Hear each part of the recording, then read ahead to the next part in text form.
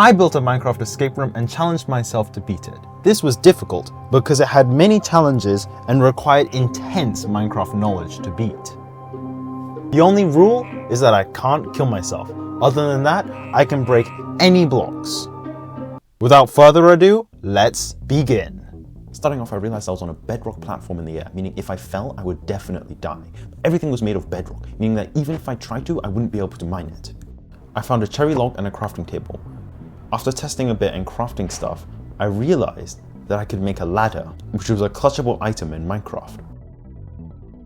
So, after mining the crafting table so I'll be able to pick it up later, I reared myself up and went for the clutch. After picking up the crafting table, I looked around the room. Other than that, there was another room with a strange one block exit that I wouldn't be able to reach and a nether portal. Without any other options, I went in. On the other side, I was met by this friendly guy named Subscribe. But you know, like in an escape room, you can't really leave anything unturned. I'll just cut this part out. After looking around a bit, I noticed the corners of the portal looked kind of funny. And after mining both of them, each revealed a different item frame. One with a moss block and one with a bucket of salmon. When I got the bucket of salmon, I realized that I wouldn't be able to get it. This was bad, because if an item wasn't picked up within 5 minutes, it would naturally despawn, ruining this entire run. So I placed a moss block inside to grab the water bucket. So I placed the crafting table. And then I placed the moss block. And then I placed the crafting table. After a while, I just managed to get both. With everything that I needed from that room, I managed to get out. I still had the salmon in there. So I released the salmon out, which dropped both a salmon body and a bone. I'm not quite sure what this would be useful for later. Before swimming out, I realized this. If I wasn't going to use this nether portal, I should probably mine it. Of course, a proper escapist shouldn't leave any stone unturned, and that's what I did. Painstakingly mining the entire nether portal. And on the last block, when I was just about to give up, it revealed an anvil. Using the water bucket to climb out, I fit myself into this 1 block space. As I crawled through, I entered another 2 block area. I was going to place the water again to crouch, but then I noticed a sign. It said, "Place the water fast." I wasn't quite sure why, but decided to do it anyway. Being very careful to place the water and then immediately going to swim it. Just before I could grab the water again, it all disappeared. In the next room, there was the sponge that took my water, as well as 3 stone, a chicken, and a massive hole that led into the void. On the side there was a barrel, and I opened it to reveal an iron ingot and a blaze rod. Not quite sure what those could do. The cavern was 11 blocks long, and I definitely did not have enough blocks. I needed 11 blocks, but at the moment I only had 6. Not including the anvil, which was a gravity block. With the sponge that makes 7, but still nowhere close. What would you do? After thinking a bit, I realized. I was about to mine the stone to see if there was anything underneath, but then I realized there was a way to actually get blocks from it. Placing the moss in the hole where the sponge was, and using bones from the salmon to get bone meal, I managed to turn each of the stone into moss blocks, which I could mine with my fist and get. Then I killed the chicken to get chicken and feather. With this, I had just enough blocks to make it across, being very careful to avoid any unnecessary parkour jumps. For the last block, I got out the anvil, and you may be thinking, oh, it's a gravity block, you can't do that. But Minecraft is weird like that, and you can place things like item frames underneath and it will be able to hold the weight of an entire anvil. And that was it, I was free. Huh? What? Barrier blocks? Looks like I still had more to go.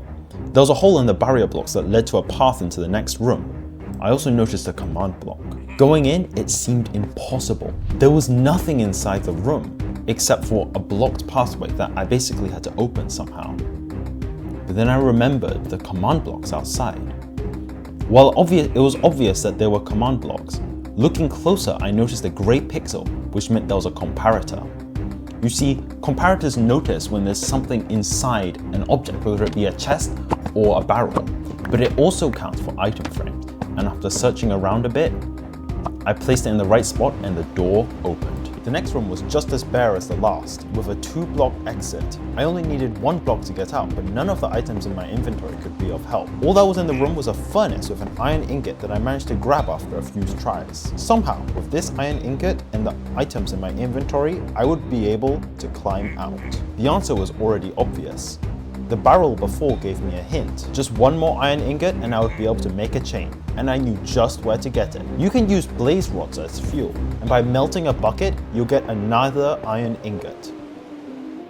You can use blaze rods as fuel, and by smelting a bucket, I'll get the 1 iron nugget I needed. While the bucket was smelting, I checked out the other room. Yes, that's right, there was another room. Inside there was a wall made of barrier blocks with a single hole and a sign that said, "Release switch guard."